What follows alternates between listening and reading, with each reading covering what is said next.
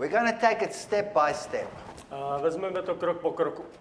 And tonight we're going to talk about flood. A dnes budeme mluvit o potopě. A whole lecture just on the flood. Říkáte si celý večer jenom o potopě.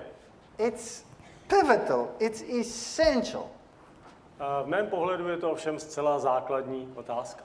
Do you realize that if there was a universal flood, chci vás přivést k tomu, že jestliže byla skutečně nějaká celosvětová potopa, nemluvíme tu o nějakých záplavách, that covered the entire earth, nejedná se tedy o povodně, ale o záplavu, která by se týkala celého povrchu země. in the recent past, A jestliže k tomu došlo v nějaké nedávné minulosti, then that's the end of the evolution theory.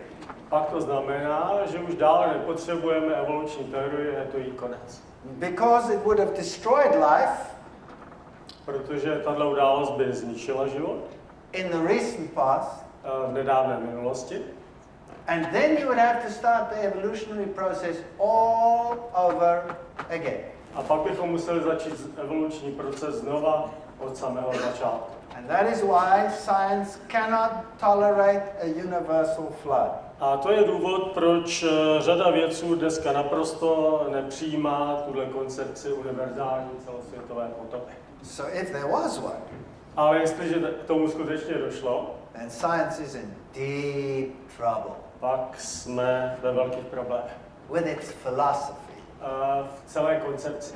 Of course, it wouldn't end science, To by samozřejmě neznamenalo konec vědeckého poznání, because science is the study of natural phenomena. protože věda se zabývá tím, že studuje jevy, které jsou v přírodě, But their theory of origins would be blown out of the water. if Ale you choose celá- the pun. celá koncepce vzniku druhu a vzniku života by byla vlastně úplně mimo. So was there a flood? Došlo tedy k potopě? Well, here is the famous Gilgamesh epic flood story. Tady máme na klínové tabulce popis o potopě z Gilgamešova eposu.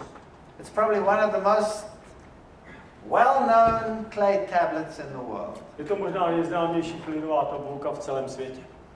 But it's not only the Babylonians that had a flood story. Ale nejenom, že Babyloně popisovali tu okolnost potopy, Every single culture on the planet had a flood story. ale ty záznamy najdeme vlastně v jakékoliv kultuře na naší planetě. With many similarities. A s mnoha velice blízkými podobnostmi v tom popisu. From India to the Aztec culture. A můžeme to najít od Indie až po aztéckou kulturu v Americe. But science says that's mythology. A věda ovšem říká, tohle není historický fakt, to je mytologie. It just fell out. I'll put it inside my pocket. There we go. Well, here the Bible tells us in Genesis chapter 6, verse 5 to 8. Tady máme popis téhle události z Bible, z Genesis 6. kapitoly. That the earth was wicked. Popisuje se tam, že se vlastně země byla naplněna zlými lidmi. And so God sent a flood to destroy the world. A Bůh proto seslal potopu, aby zničil tehdejší lidstvo. That's the Bible. To říká Bible. But it says something interesting here in Genesis chapter 7, verse 11. A to, co je zajímavé, je pasáž ze 7. kapitoly z Genesis 11. verše. It gives the exact year in Noah's life. Dává to přesný rok Noémova života, kdy k tomu došlo. And then it says all the fountains of the great deep burst forth. A popisuje, že vlastně všechny prameny se, tady jak máme popis, prameny velké propasti, nebeské průduchy se otevřely. And a huge deluge came from the top. A také vlastně voda přišla i z vrchu. So could something like this have happened? Mohlo něco, jako je tady popsáno, nakresleno, se odehrát? Could have subterranean water have shot out? Mohla vlastně voda z vnitřku země se dostat na povrch? Well, there is this mid-Atlantic ridge which seems to run around the planet. To, co je tady naznačeno, je vlastně určitá část oceánského. Is it possible that something struck the planet? Je to trhlina a určitá vlastně pohoří, které je hluboko pod mořem. A otázka je, jestli to bylo vyvoláno tím, že na naší planetu něco dopadlo. I personally think unlikely at that stage.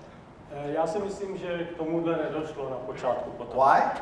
Proč si to myslím? Because there have been 0 meteorites found. Protože z té doby vlastně nebyly nalezeny žádné zbytky meteoritů. In any of the geological layers except right on top. V žádné geologické vrstvě, které jsme si popisovali včera, pouze až úplně nahoře. In Amos chapter 9 verse 6, knize Amos, 9. kapitole 6. verši, it tells us that the waters of the ocean were poured over the land. Je popsáno, že vlastně ty mořské vody se vylily na zem. So we have 3 sources of water. Máme 3 zdroje vody tedy.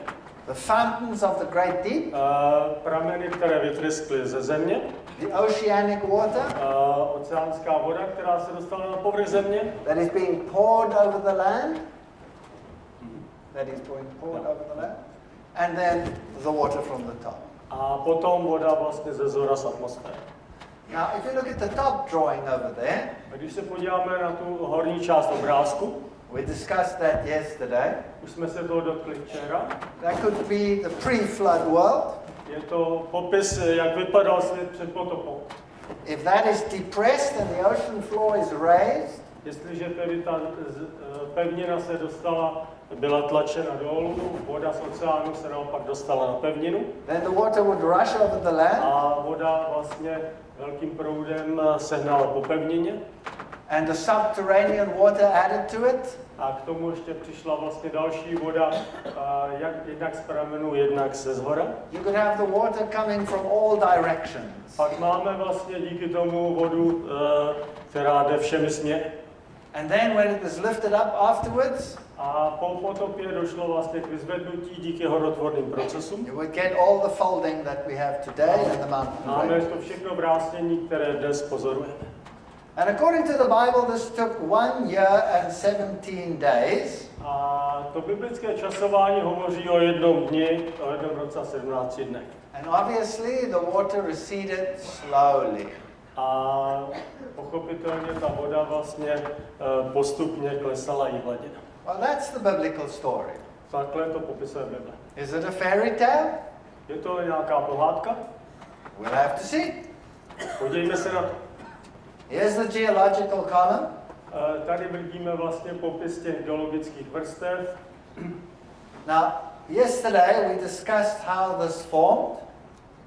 My jsme včera popisovali vlastně celý ten sloupec od Kambria až nahoru do Čtvrtohor. And up here we have a layer right almost at the top, which is called Cretaceous. A to, o čem budeme mluvit, vlastně je vrstva křídy, která je už blízká vrcholu. And then comes the Tertiary. A potom vlastně přicházejí třetí hory. In German, Cretaceous is Kreide. V němčině Chalk. já se to popisuje jako křída. And so this boundary over here is called the KT boundary. A tady je vlastně tedy důležité rozmezí mezi křídou a třetí horami. And there was a massive extinction in this period. A v této době je zajímavé, že došlo vlastně k obrovskému vyhynutí zvířat. But I'm fascinated with this layer, which is called the Cretaceous. Ale v této vrstvě křídy It's a very special layer je to velice zvláštní vrstva, because it stretches from continent to continent. je zajímavá tím, že ji můžeme najít na všech kontinentech. What's it consist of? Z čeho se skládá? Well, the paleontologists will tell you that it must have been a shallow sea, so they depict it like this. Paleontologové to vysvětlují tak, že tady muselo být vlastně nějaké nepříliš hluboké moře. And if you want to see big chunks of it, here, the White Cliffs of Dover.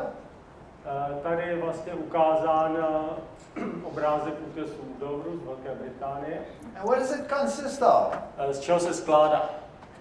Well, here's an electron microscope picture. Tady je vlastně detailní obrázek z elektronového mikroskopu. Those are calcium carbonate skeletons of algae. V zásadě jsou to vlastně skořápky tvořené uhličitanném vápenaty. What else does it consist of? Z čeho se skládají dále? Billions and billions of skeletons of unicellular microorganisms. Skládají se dále z mnoha vlastně částic jednobuněčného organismu. Mainly foraminifera Takhle se jmenuje. and radiolaria. A tady je ten druhý. Now, where do these animals live? Kde žili tyhle ty prvoci? In the ocean. Oceán. And what else does it consist of? A z čeho dalšího se skládá? All of these marine organisms. Jsou v něm uloženy všechny tyhle ty mořské organismy, které jsou tady naznačeny. So what was it? Co to tedy bylo? All of this can only settle out of water. Čili tato vrstva se musela uložit výhradně z vody. And it's a universal layer.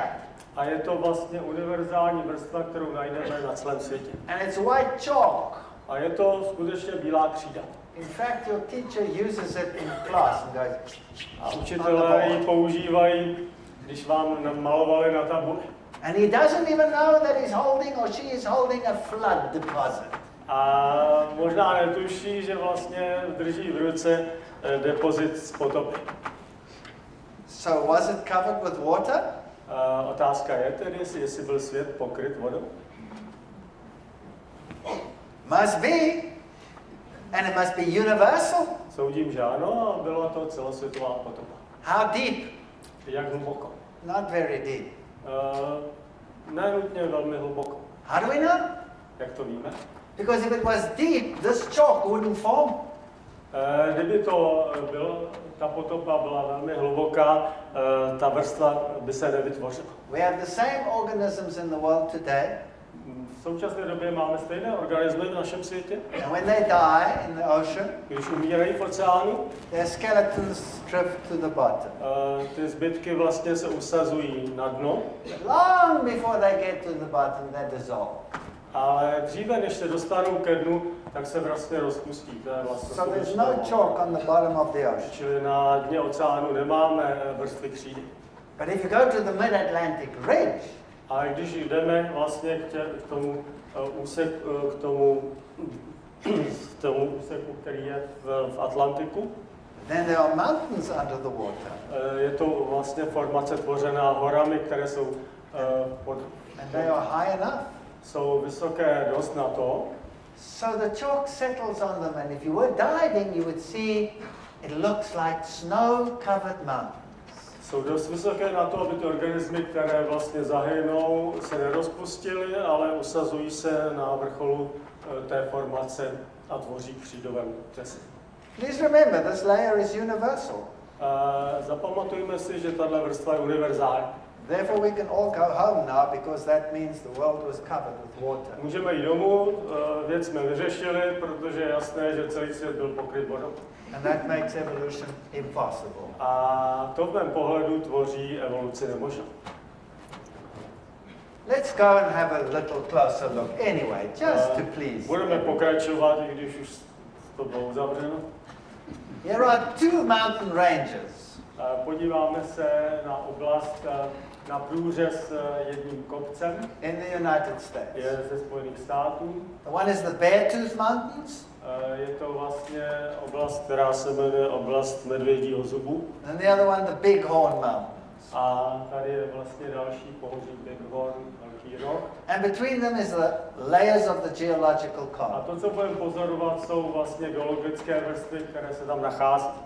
Now, obviously these mountains were lifted up. Jasné, že tyhle hory byly vlastně díky vrásnění horotvorby vyzdviženy nahoru. And there's even a fault line where they lifted up. A tady vidíme vlastně přesnou hranici, jak byly nadzvedávány. And on top of the bear tooth, A na vrcholu vlastně toho pohoří there is this little hill over here. vidíme tam vlastně kopec, Little mountain. malou horu ještě na tom pohoří, Butte means little mountain. malou horu. And what does it consist of? Z čeho se skládá? It consists of the same material as you find down there.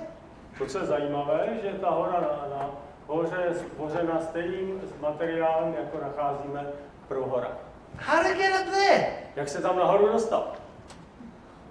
Well, with the time frame that science has, V té časové škále, kterou nám věda nabízí, they push it up there, thrusting. Chip, chip, chip, chip.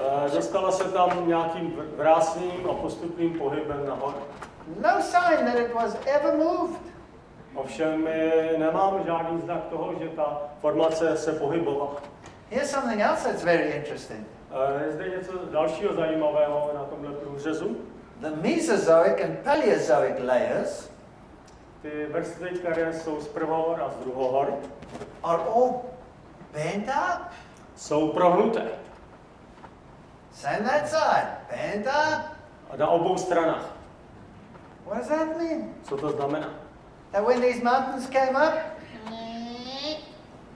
Když se ty hory díky vrásní dostávaly nahoru, the layers in between bent up with them. a pak ty vrstvy mezi nimi se ohnuly spolu s ním. So the layers must have been what? A ty vrstvy proto musely být jaké? Thank you. They must have been soft. Musely být ještě měkké v té době. And then they're not millions of years old. Nemohly být tedy miliony let staré. And if everything was covered by water, Jestli všechno bylo tehdy pokryto vodou, then this massive flood water would flow down here a ta voda by se pohybovala do té pánve and then wash everything off the top. a odmila vlastně všechno z toho vrcholu. Because if you take this down in your mind's eye, if you go down to here, Jestliže myšlenkově se budete pohybovat směrem dolů tím březem, obviously all those layers were there. najdeme tam všechny ty vrstvy. Now when you lift it up, they wash off. Ale jestli jsme nadzvedli, tak díky proudu té vody v tom údolí byly odneseny. But before everything is washed away, the water was gone. Ale dříve, než bylo kompletně, voda zmizela. And so we have this little relic up there. Máme tady ten určitý zbytek. See how easy it is to explain in a flood model? Řadu věcí tedy vlastně v tom modelu potopy můžeme snadno vysvětlit v geologických formacích. Please note that these layers are straight. A všimněme si také, že tyhle vrstvy jsou naprosto ploché a hladké. So they couldn't have been there yet when the mountain went up. Nemohly být tam v té době, kdy došlo k tomu vrásní. So this was washed in later. Bylo to tedy vymyto později. Do you want to see this little mountain? Chcete vidět tuhletu horu? Tak to There it vypadá. is. Tady vám ji představím. It looks perfectly happy. It's always been there. Vypadá naprosto spokojeně, vždycky tam byla. But all these layers are all washed away in between. A tady vidíme tu oblast, kde ty vrstvy byly odmyty tím proudem vody. So here we have this story that we have a universal chalk layer. Máme tady tedy popis situace, kdy máme univerzální vrstvu křídy. And we have evidence for uplift and downwash. A máme vlastně také důkaz tady o tom, že došlo k vrásnění a odmývání určitých vrstev. Those are the Beartooth Mountains. Ty hory takhle z dálky vypadají, ta oblast. Interesting, they get their name from that little mountain there. To jméno dostali od té malé hory uprostřed, která vypadá jako medvědí zub. Because it looks like a bear's tooth. Now, these are fossils Toto jsou zkameněliny in the top layers. v té vrchní vrstvě. These are mollusks. Je to Mollusca. Snails. měkký šanon, měkký. Make shallow. That sounds nice. What do you notice? Čeho jste si všimli? What do you notice?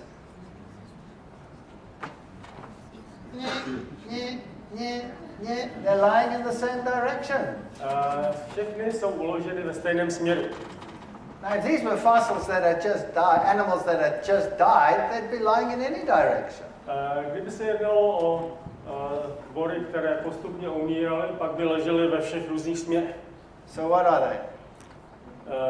Proč jsou tedy takhle orientovány? They have been washed into position in direction of stream flow.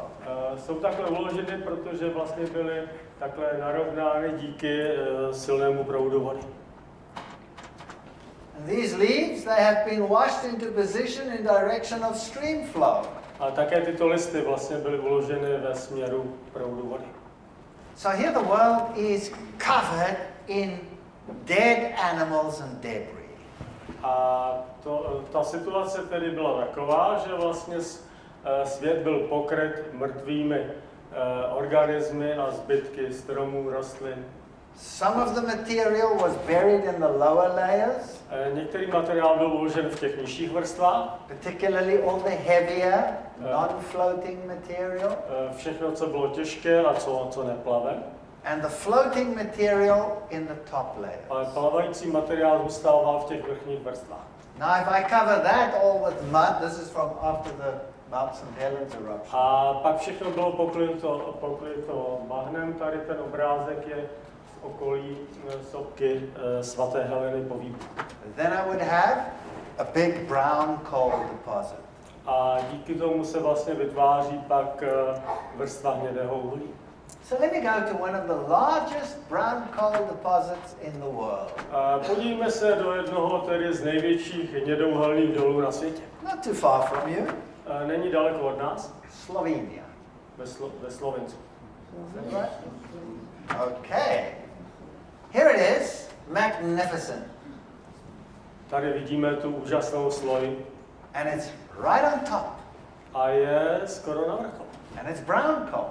A je to hnědé uhlí. So it's relatively young. Je poměrně mladé.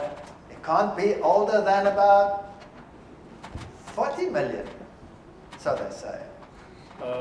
Ten odhad je, že ta vrstva může být stará 40 milionů. Please remember that the continent existed already for 150 million years. V té koncepci, která se běžně předkládá, ty kontinenty už existovaly 150 milionů let. Now where is this country? Kde je tato země? Is it on the coast? Je na pobřeží? Almost. Almost is not good enough. The continents have been around for 150 million. Kontinenty byly tady 150 milionů let a Slovensko nemá vlastně. This is inland. Je to vnitrozemská země. The continents have been there for a long, long time. Kontinenty tady už dlouho byly. So how do they explain this huge brown coal deposit? Jak tedy vysvětlit tyhle ty ohromné vlastně sloje hnědého uhlí? They say the forest grew. Běžně se říká, že tedy les rostl. Trees fell over. Stromy padnou. Got compacted over time. Jsou postupně vlastně naskládány, natlačeny. More trees grew. Rostou další stromy. More fell over. Zase padají. And over a long period of time you get all this coal. A za dlouhou dobu dostanete pak tuhle vrstvu uhlí. That's the official explanation. Tohle je oficiální vysvětlení. Does it happen in forests today? Vidíme to, pozorujeme to v lesech dneska? Help me here. Yes or no? Нет. Ne. No. That was Russian, wasn't it? Why not? Proč ne? Because when they fall over, they rot. Když padnou, tak víme, že vlastně zetlejí a nic z nich není. And they get recycled. A vlastně je to hezký příklad recyklace. There's more of a problem coming. Tady je další otevřený problém. Look how nicely layered they are. Podívejte se, jak jsou krásně vytvořeny ty vrstvy. Here they're digging them out. A oni je postupně těží. And what is that? Co to je tady? That's a layer of clay in the coal. Je to vrstva jílu v té formaci hnědého uhlí. Oh, what is that? A co je tohle? What is that? That's a layer of chalk. A dokonce tady nacházíme vrstvu křídy v tom uhlí. And what does it consist of? Z čeho se skládá? Radiolaria. Z téhle potvory. And what kind of organism is that? What kind of organism is that? Jaký je to organismus? Marine. Pochází z moře. You mean to tell me the sea was there? Chcete mi snad říct, že v té oblasti se tedy nacházelo moře?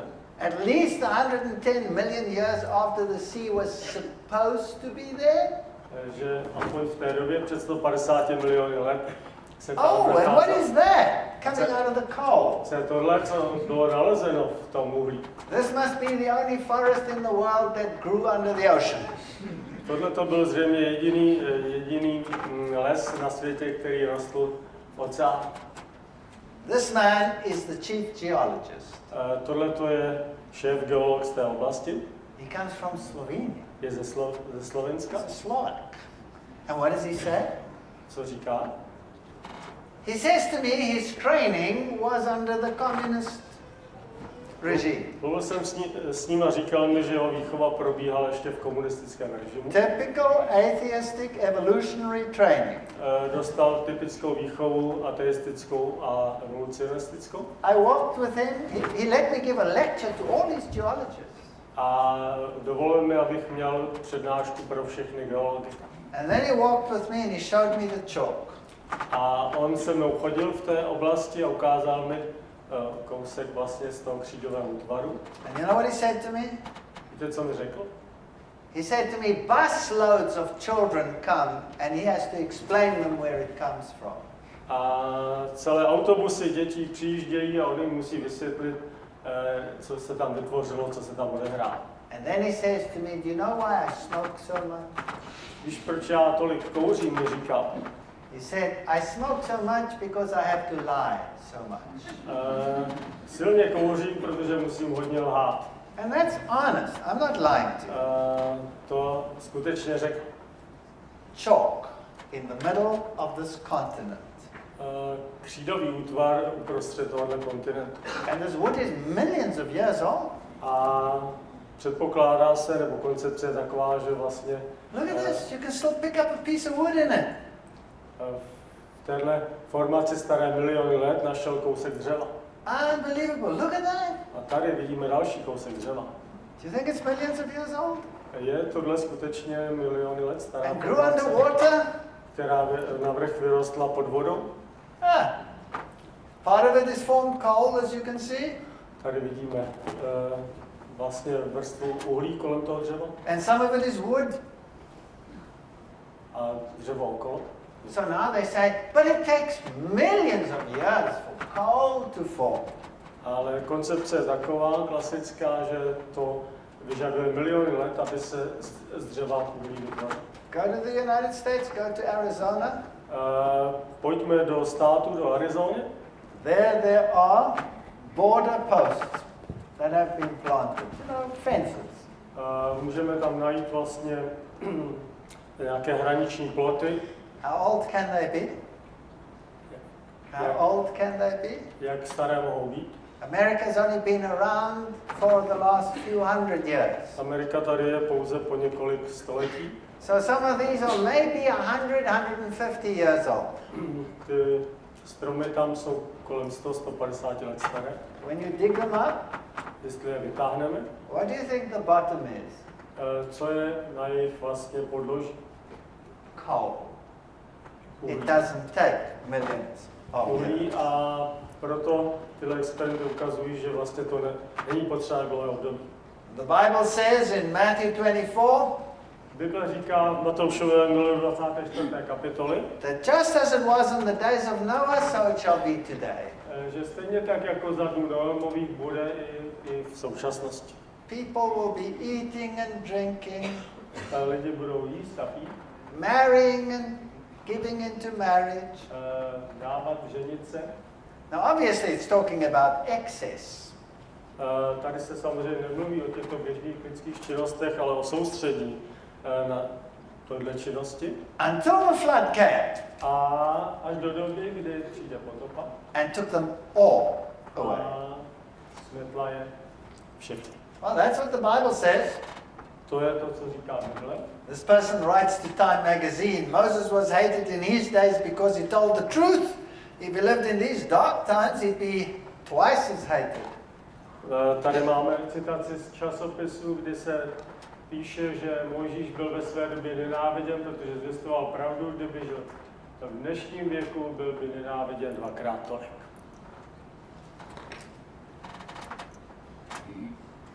What can you see here?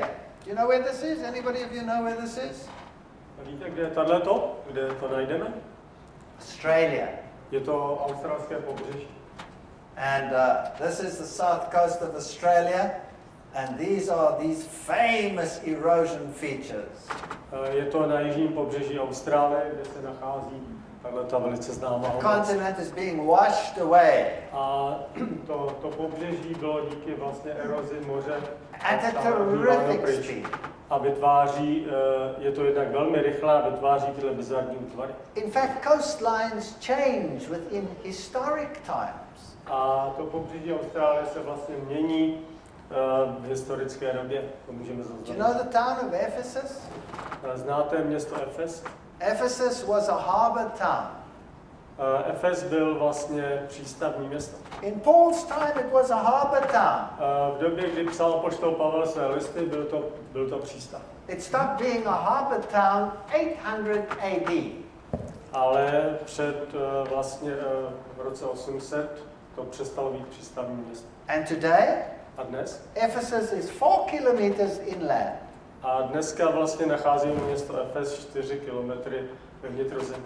Just from the sediment of the rivers that come down. Je to díky sedimentům, které se ukládají z řeky Efesu. So the coastlines change very quickly. Čili pobřeží se velice mění, jak erozí, tak se ukládáním sedimentů. And it has been calculated Bylo vypočteno, that if we use today's rate of erosion, tak kdybychom počítali dnešní rychlost eroze, that the entire continent should be washed away in just 10.2 million years. pak vlastně celý náš kontinent by byl odmytou erozí zhruba za 10 milionů let. So there's been more than enough time to wash them away many times over. Čili v té geologické koncepci, která je dnes představena, bylo dost času na to, aby celý náš kontinent erozí zmizel. But the fit between the continents is still pretty good.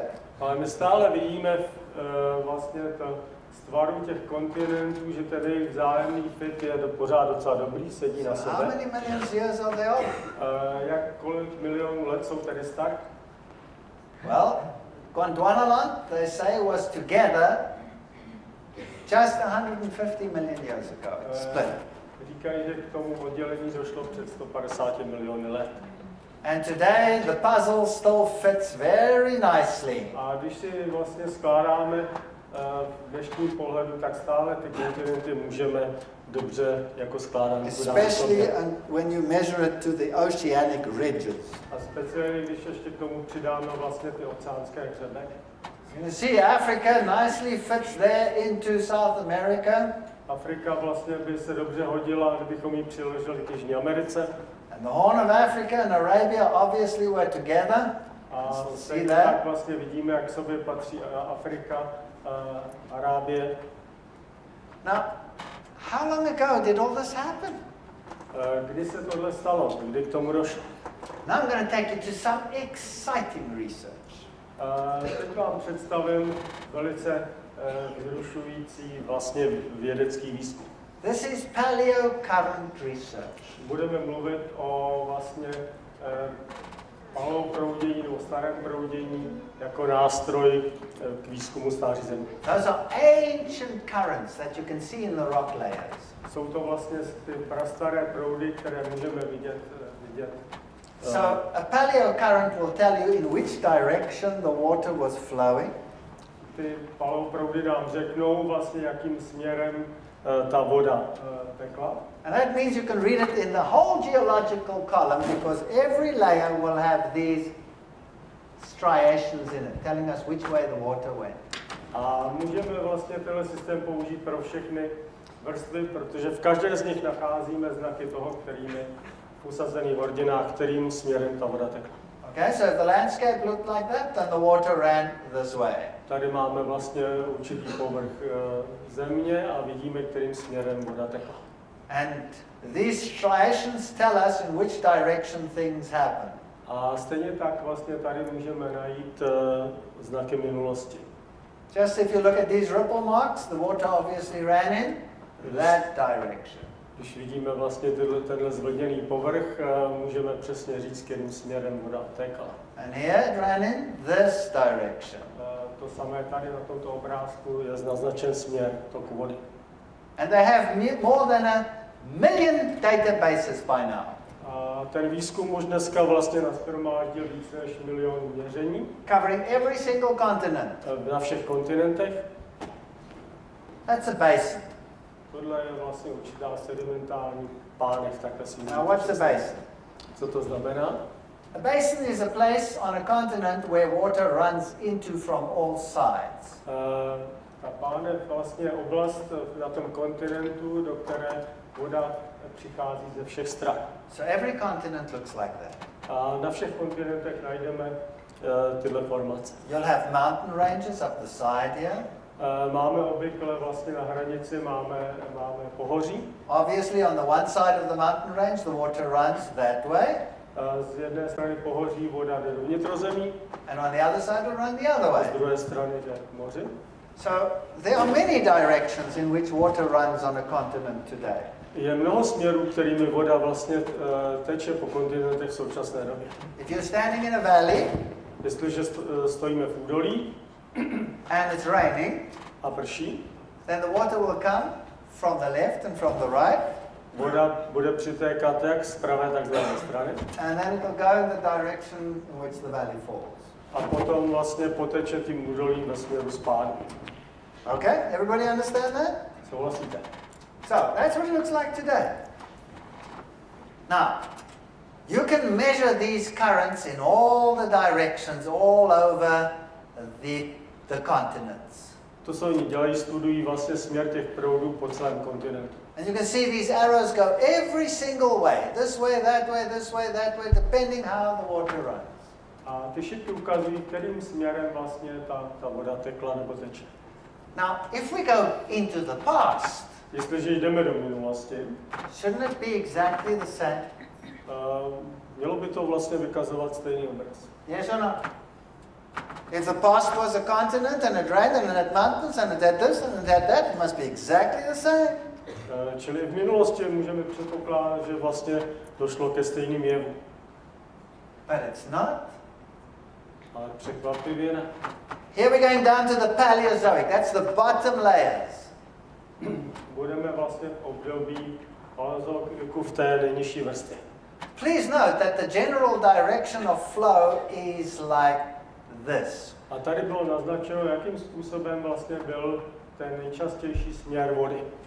Please note that the general flow is right across the continent from the right to the left. Všimněte si, že ten obecný proud směřuje přes celý kontinent zprava doleva.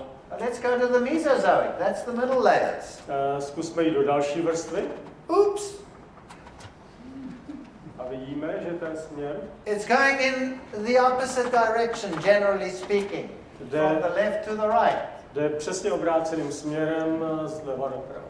And then when you come to the tertiary layers, which are the top ones, A když půjdeme do třetího, do té nejvyšší vrstvy, pak vidíme, the general flow is still from the left to the right. že obecně ten proud šel zleva doprava, A little bit of topography is coming in because it's moving a little bit. ale také ze zhora dolů. And as you go up in those layers, A když půjdeme do dalších a dalších vrstev, eventually it gets to normal.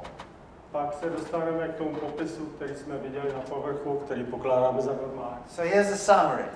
Jak to tedy shrnout? Precambrian. V té nejstarší vrstvě, That's before the layers. eh, That's before any layers. to je vlastně část, takový základ předtím, než se vytvořily jakékoliv vrstvy. Going in any direction. Tam nenacházíme vlastně žádný. Paleozoic. V prvohorách It flows towards the west, from the east to the west. jsme našli, že vlastně proudí Mesozoic, the other way around. v druhohorách přesně obráceně And Cenozoic, a v třetích horách the higher you go, the more normal the pattern becomes. se ten směr mění a nakonec se podobá tomu, co je dnes. This you would never expect with a normal time model. Tohle je velmi neočekávaný závěr a určitě bychom ho neočekávali s tím klasickým modelem. But you would expect it with a flat model. Ale naopak je očekávaný vlastně s koncepcí potopy. Let's go to South America. Podívejme se do Jižní Ameriky. Let's go to the Paleozoic, the bottom layers. Podívejme se do prvohor. Exactly the same. Vidíme to samé. The flow is from the east to the west, right across the continent. Vidíme, že vlastně ten směr toho proudění je stejný. Také vlastně jde z východu na západ přes celý kontinent. What does that tell you? Co nám to říká? No rivers, Není tam obrácení toho směru. no mountains. Nebyly tam hory. There cannot be an Andes. There cannot be an Andes. There's nothing. Tady není nic, co by bránilo tomu proudění. How can the water flow right across the continent in one direction? Jak mohlo dojít k tomu, že by vlastně voda proudila přes celý kontinent pouze v jednom směru? And when you go to the Mesozoic, it's in the opposite direction. Když jdeme do druhohor, tak vidíme vlastně, že ten směr proudění je se přesně obrácený. This can only be explained with a flood. Toto může být vysvětleno pouze na základě potopy. A continent-wide catastrophe. Katastrofa, která se odehrála přes celý kontinent. And then when you get to the top, A když se dostaneme do té vrchní it vrstvy, starts easing out. pak vidíme, že vlastně je to ten očekávaný směr mnoha různých. So there's the summary. Much is the same as the north, so was the south. A tady je shrnutí, Much as it was in the north, že, so it was in the které south. říká, že vlastně Severní Jižní Amerika dává stejný obraz. What about supercontinental trends? Co když se na to podíváme vlastně přes všechny kontinenty? You cannot expect that with a standard model. My nemůžeme očekávat ze standardního modelu, že vlastně by ty trendy byly přes celé ty kontinenty. But that's exactly what we have. Ale to je přesně to, co nachází. Let's put all the continents together Jestliže bychom spojili myšlenkově všechny kontinenty and you dohromady, get the same pattern. pak dostaneme stejný obraz těch proudů. Was there a universal water catastrophe? Yes or no? Byla tady tedy univerzální celosvětová potopa? Help me here. I'm in trouble. I was an atheist. Help me here. Look at that. Podívejme se na tento obrázek. It's a universal trend. Vidíme vlastně trend, který je celosvětový. This world was hit by a catastrophe. Říká nám, že tenhle svět vlastně byl zasažen velkou katastrofou. And it left its mark in the stone. Který vlastně zanechal svoje stopy v těch vrstvách kamene. And it only started normalizing once we get to our time. A ta situace se normalizovala pouze vlastně, když se dostaneme do té vrchní vrstvy. Let me show you another piece of evidence. Chci vám ukázat další zajímavý příklad, důkaz. This is a petrified tree stump. Tohle je vlastně skamenělý strom. This is exciting stuff. Did you realize that? Get excited. To je něco úžasného, aspoň v mém pohledu. How many millions of years is it old? Jaké stáří tohle? Now, I'm going to take you to a place called Yellowstone National Park. Vezmu vás teď na výlet do Yellowstoneského národního parku. It's dangerous to walk there because the bears are there. Je to nebezpečné místo, protože se můžete potkat s medvědy. You get a special license if you want to be stupid enough to walk there. Musíte na to dostat speciální povolení, abyste se tam mohli procházet. And I did it. Já jsem to udělal. Why would I be so stupid? Proč jsem byl takový hlupák, že jsem tam chodil? So I can tell you what I saw. Já vám to vysvětlím. So show a little bit of appreciation here, you know? Měli byste to ocenit, že jsem tam chodil. Here you have upright, petrified trees. Tady vám ukážu oblast, kterou se tam vyfotil, je to vlastně skamenělý strom. But the fascinating thing is they lie in layers. To, co je zajímavé, že ten strom je vlastně uložen v několika vrstvách. 40 layers, one on top of the other. Napočítal jsem tam 40 vrstev, kterými tenhle strom prochází z kameně. Each layer with upright trees. A v těch vrstvách jsem často našel stromy, které jsou vlastně vertikální poloze. So what did science say all the years? Co věda říká o tomhle časování? And you can read it in all the old textbooks. A najdete to ve všech učebnicích. They said each layer represents a time period of hundreds of thousands of years of forest. Každá ta vrstva reprezentuje nejméně stovky tisíc let. And some of these trees petrified in position of growth. A některé ty stromy vlastně skamenily v poloze, jak rostly. So it cannot be a flood. To nemůže být vlivem potopu. It cannot be a catastrophe because they're standing upright, they grew like that. Nemohla být žádná katastrofa, protože oni neleží, nejsou horizontálně, jsou vertikálně, tak jak vyrostly. That's what science said. To je běžný pohled.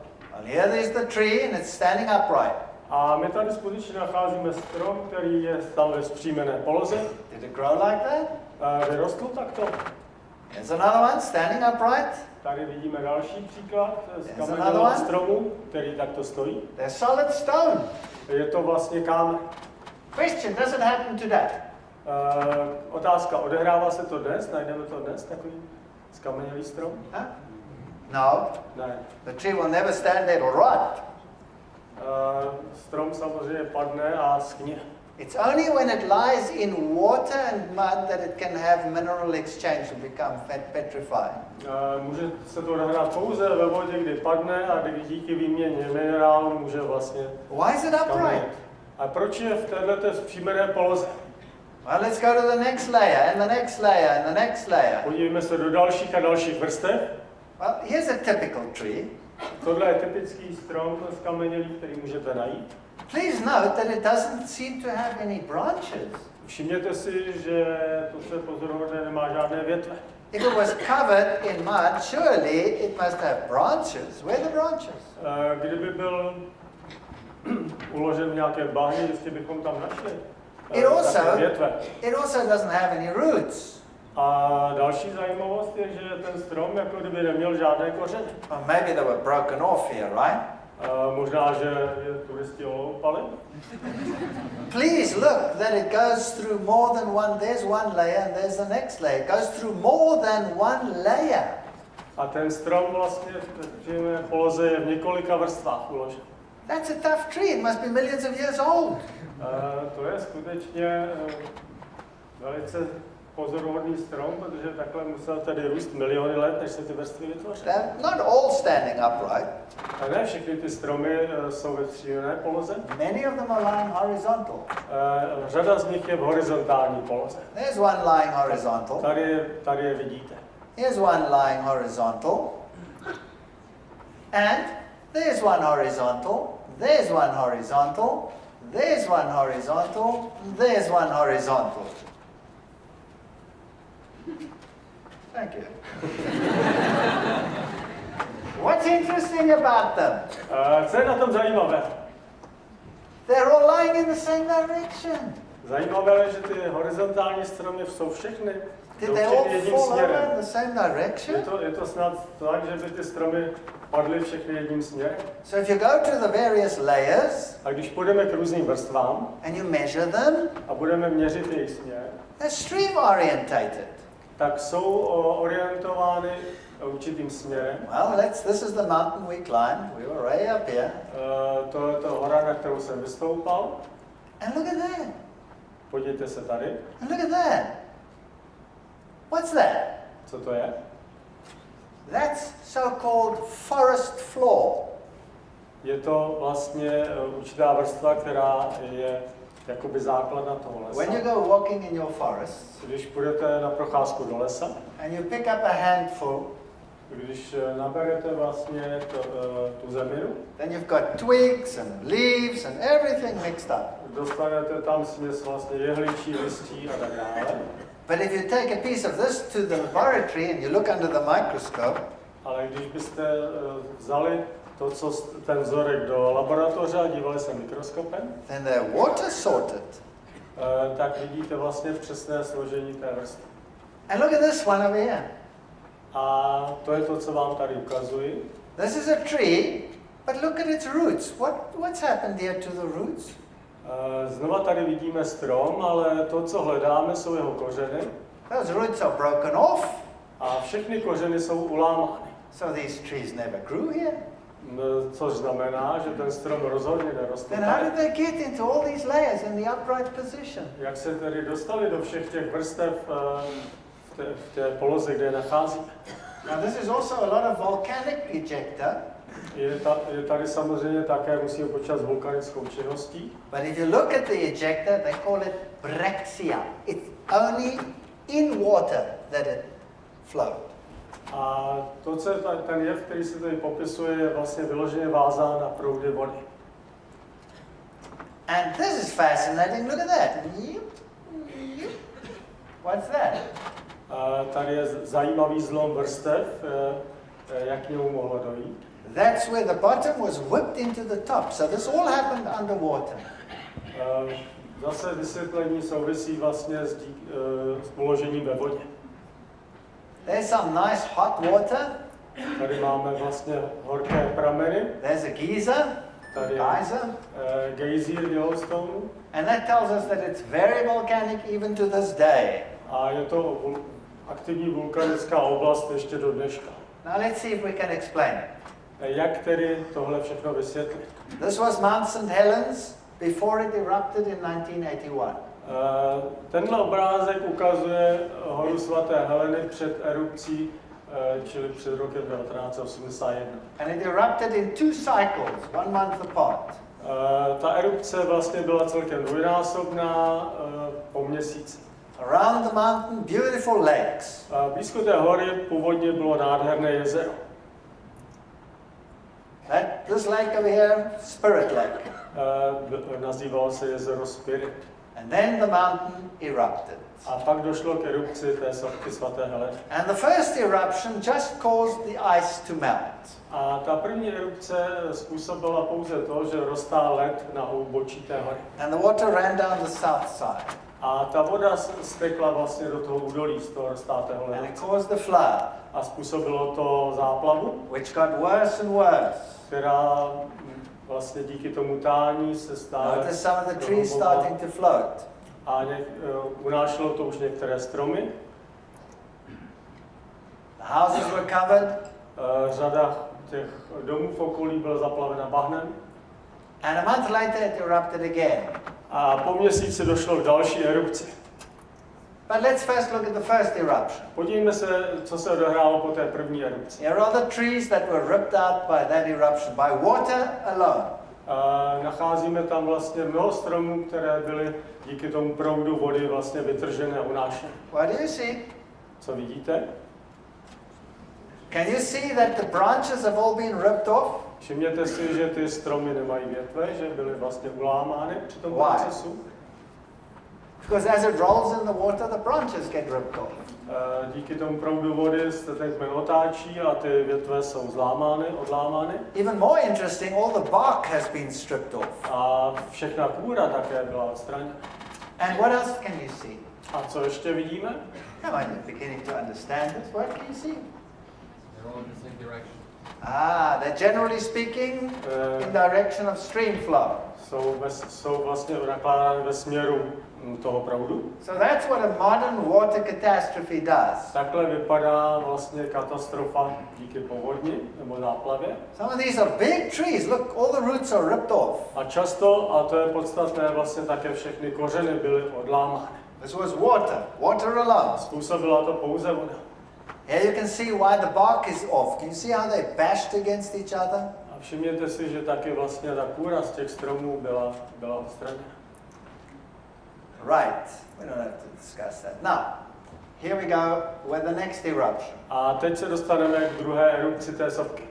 This is a sequence of pictures. Tady vám ukážu vlastně určitou sérii obrázků. It's the biggest flow of debris that mankind has ever been able to photograph. A je to vlastně největší katastrofa a vlastně, která byla zachycena v moderních dějinách a byla fotografovaná. The top third of the mountain was blown away. A 1/3 té hory díky erupci vlastně zmizela. Fortunately to the north side. Severním směrem. And here it comes. Tady vidíme postupně, jak se ta katastrofa odehrávala. 500 Hiroshima atomic bombs.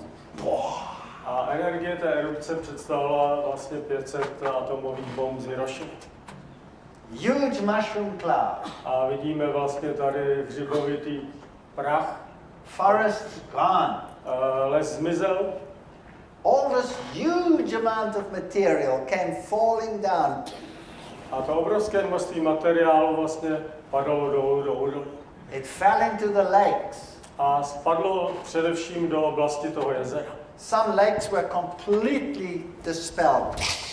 A část toho jezera vlastně byla kompletně odstraněna. And formed massive tsunamis. A díky dopadu vlastně té hmoty obrovská vlna z toho jezera vytvořila něco jako vlnu tsunami.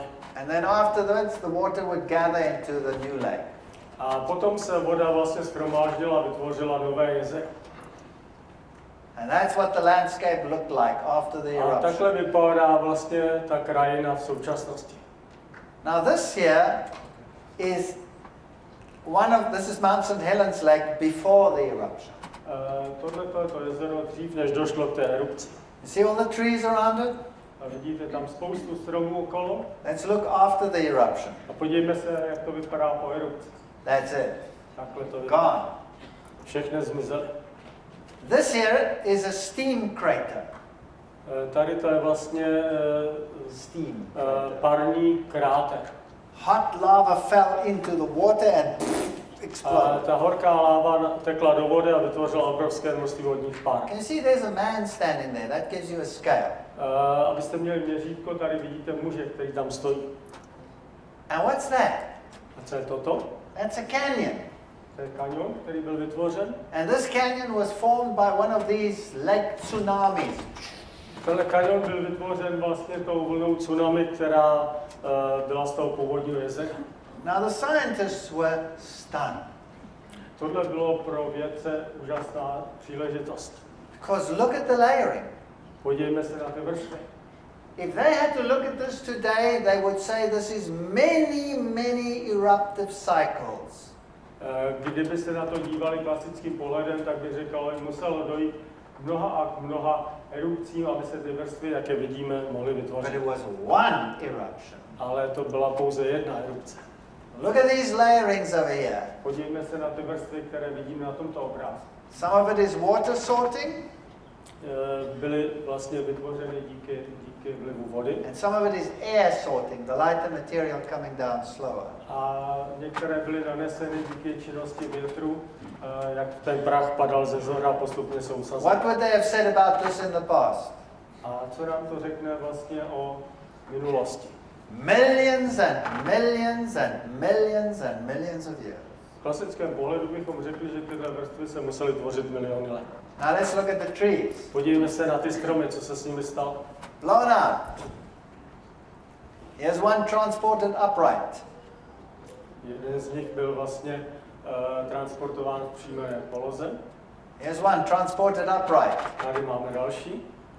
But here it gets interesting. A tady bude zajímavá záležitost. All these trees were washed back into this one lake called Spirit Lake. A všechny tyhle ty stromy z toho úbočí se nakonec vlastně dostaly do toho jezera.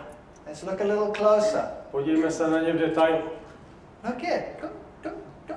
Všimněte si, že některé jsou... What are those trees doing?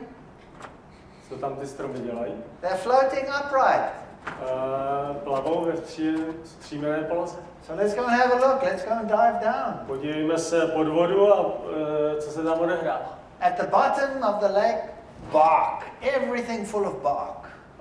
Na dně toho jezera vlastně najdeme spoustu vlastně té kůry. If I were to cover this with another mud layer, A ta je pak pokryta další vrstvou bahna. what would I get? Co bych dostal? Coal. Uhlí. And this can explain why some coal seams consist of nothing but bark. A to je důvodem, proč vlastně některé uhelné sloje vypadají tak, že vznikly pouze z kůry. Huge quantities of bark. A vidíme tady obrovské množství kůry. And how many trees floating upright in this lake? To, co je zajímavé, že vidíme řadu stromů, které neplavou horizontálně, ale vertikálně. Well, let's take a side scan sonar Studovali to pomocí sonaru and see how many. a snažili se spočítat, kolik z nich tam tak je Each v one of této those poloze. lines is an upright floating tree. A každá tahle čára odpovídá stromu, který vlastně plave ve zpřímené poloze.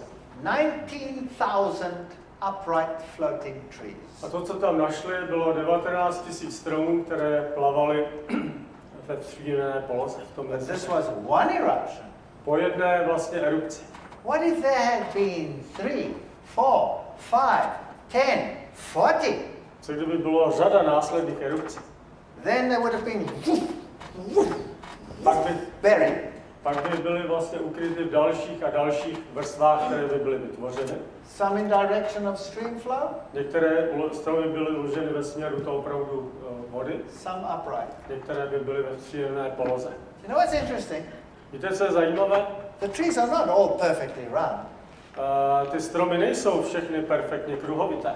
They may have a shape like that. Mají někdy takový tvar trochu pokroucený. And even the upright ones are stream orientated according to their shape.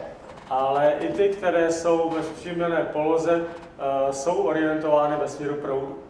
So each one of these layers in that petrified forest A tak v té každé vrstvě můžeme nacházet tento skamenělý les nebo skamenělé stromy. doesn't represent millions of years. A ty vrstvy nepředstavují miliony let. It tells us that there was a catastrophe. Naopak nám to říká, že tady muselo dojít ke katastrofě. In fact, they can measure 4 cycles here. Můžou tady měřit 4 cykly. And it seems as if volcanic material came from that direction.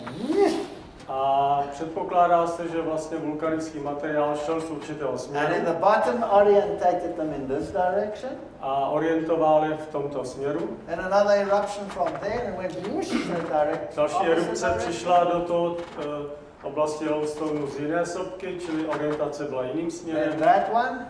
Pak další a Then další that one. z různých směrů. Then that one. Then that one. Then that one. Then this one. Then that one. Then that one. Then that one. Then this one. 40 times. A nakonec vlastně došlo k tomu, že 40krát se ty erupce opakovaly a můžeme to i najít orientaci v různých směrech. And this whole lot. The whole lot, they think. 6 months. A ta představa je, že vlastně k tomu došlo během 6 měsíců. From millions of years to 6 months. A ta doba byla zkrácena z milionů let na 6 měsíců. Let's go to another part of the world. Podívejme se do jiné části světa. Another continent, Africa. Půjdeme do Afriky. I went to measure the trees in the petrified forest of Namibia. Zavedu vás do skamenělého lesa v Namibii. And I measured how many are lying in the same direction. Sám jsem měřil, kolik z nich těch stromů je uloženo ve stejném směru. 96% lying in the same A direction. zjistil jsem, že 96% z nich leží v jednom směru. So did Africa have the same catastrophe as America? Znamená to, že Afrika měla stejnou katastrofu jako Amerika? You find it on every single continent on the planet. Najdete tyhle útvary na každém kontinentě naší planety. And here they are, beautiful petrified trees. Tady je obrázek nádherných skamenělých stromů. Now surely it takes a long time for things to petrify. Určitě to vyžaduje velmi dlouhý čas, aby nějaká věc skameněla.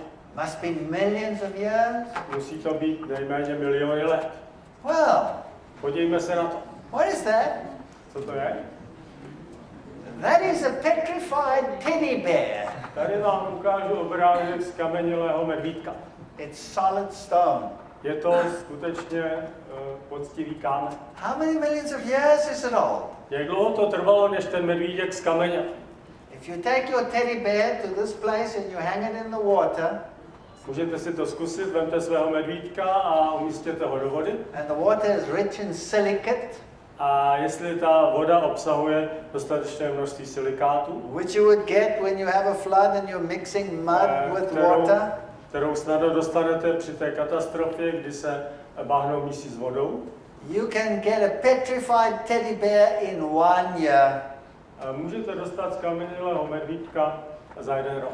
And if you put a small teddy bear, you're going to have a petrified teddy bear in 3 to 4 months. A jestli máte malého medvídka, můžete to dosáhnout za 3 až 4 měsíce. You know, in the United States there's a company V Americe existuje jedna firma, that'll take your wooden furniture která vezme váš nábytek and put it in a solution that simulates flood conditions. a umístí ho do speciálního roztoku, který vlastně je podobný složení tím, co dochází při katastrofě And 3 záplav. months later you can go and fetch your stone table.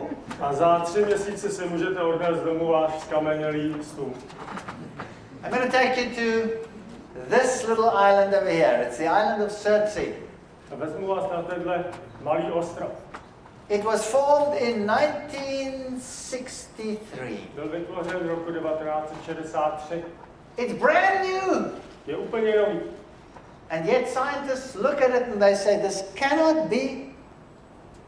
A mnoho vědců by řeklo, ne, to se nemůže takhle snadno vytvořit. It has features on it that look as though it are millions of years old. My přeci na tom ostrovku nacházíme určité rysy a vrstvy, které vypadají, jako kdyby ten ostrov byl starý miliony let.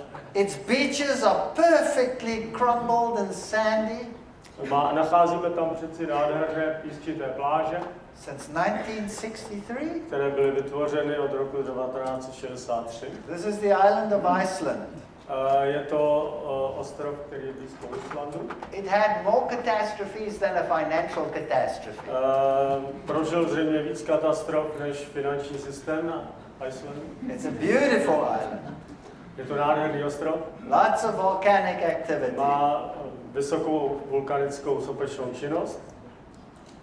But it had a major flood in 1996. Ale to, co je důležité, že se tam odehrála velká záplava v roce 96.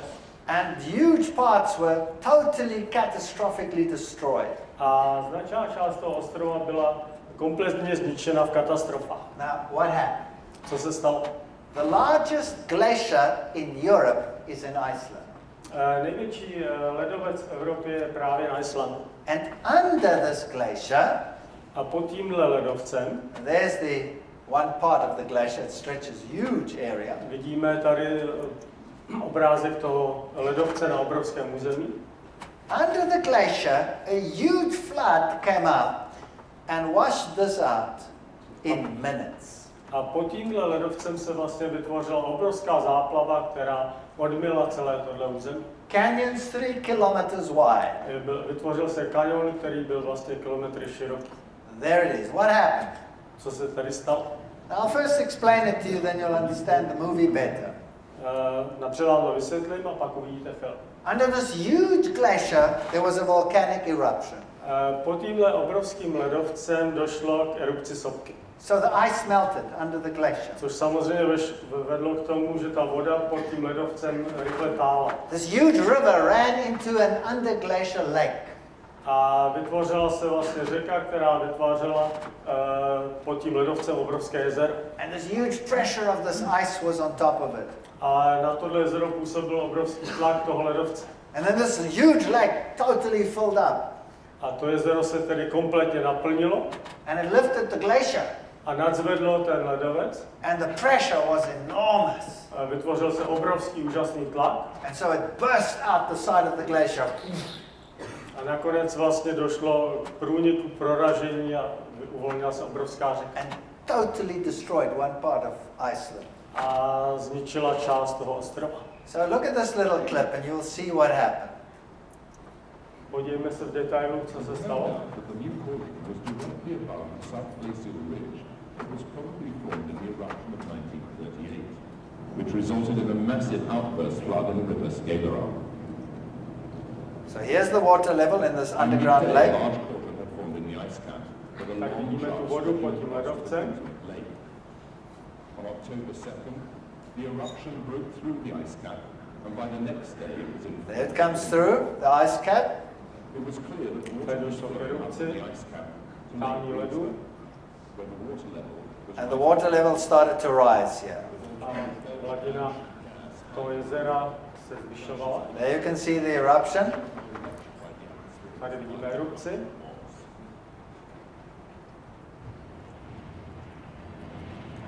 Look at the lightning in this eruption.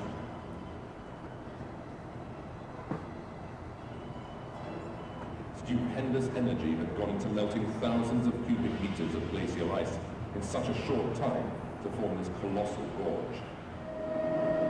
Besides the eruption itself, it was of great value for geologists to be able to observe the melting of the ice and the huge release of water that resulted from it. More than 3 cubic kilometers of water, more than in the whole of Lake Thingvallavatn, the largest lake in Iceland, accumulated in Grímsvötn in the space of a few weeks. The Grímsvötn lake is a sort of reservoir for the water, which is released in these floods.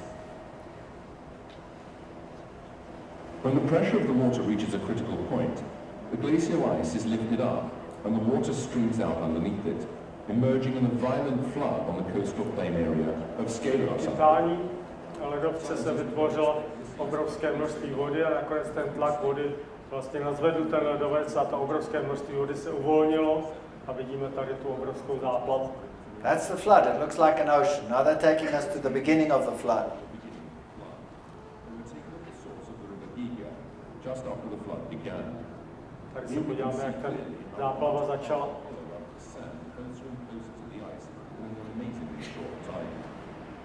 It's almost unbelievable to see the titanic force released when the water bursts out from underneath the edge of the glacier.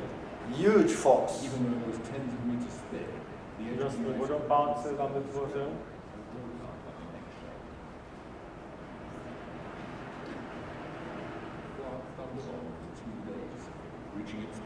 Looks like ocean. This is all land that's covered. Vypadá to jako oceán, ale je to vlastně nitrozemí, které bylo pokryto touhle vodou od té katastrofy.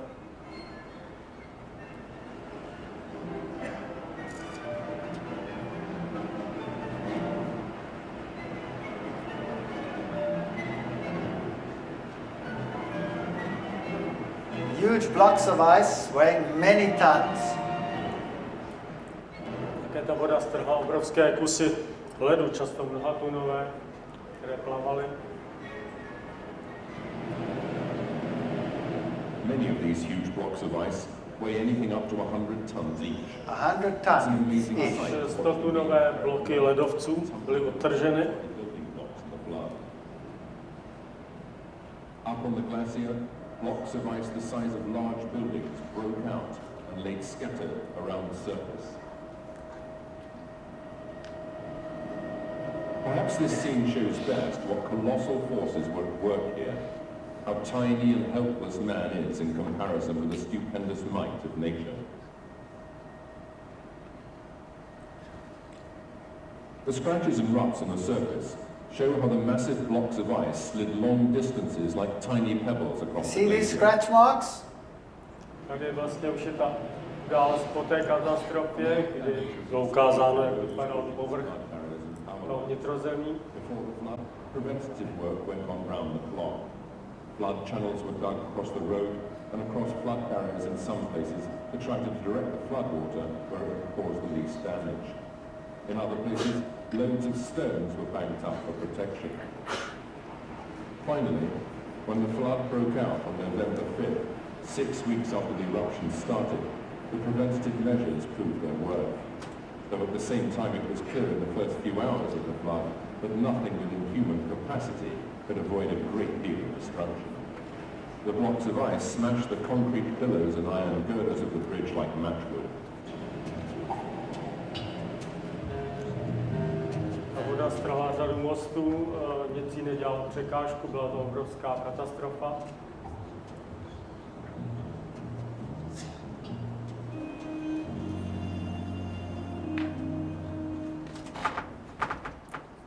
You must admit that one small eruption Musíme připustit, že vlastně jednotlivá, relativně malá, can cause sopečná činnost tremendous destruction. může způsobit ohromnou destrukci. Look at these iron girders, Podívejme se vlastně na tuhle železnou konstrukci.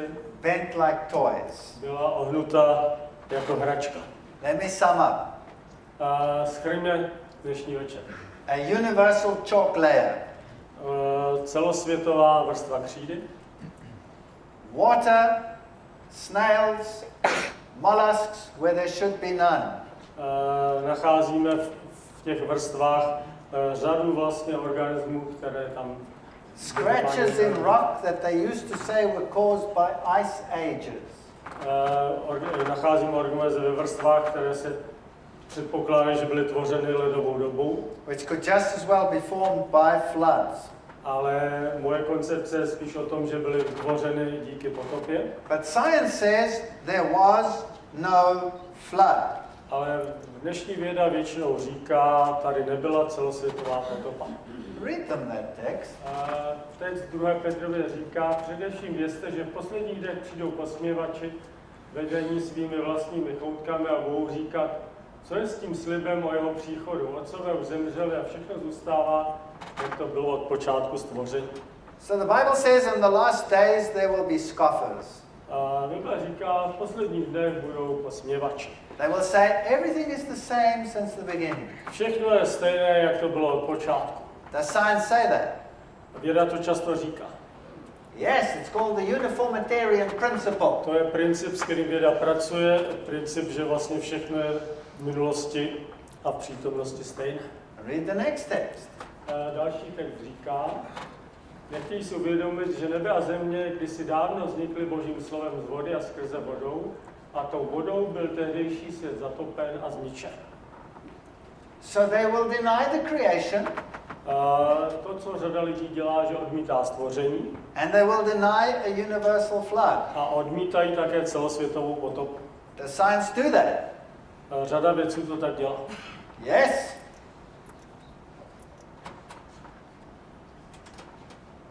Další text říká, totéž slovo udržuje a uchovává nynější nebe a zemi pro oheň, který je čeká v den soudu a záhuby bezbožných lidí.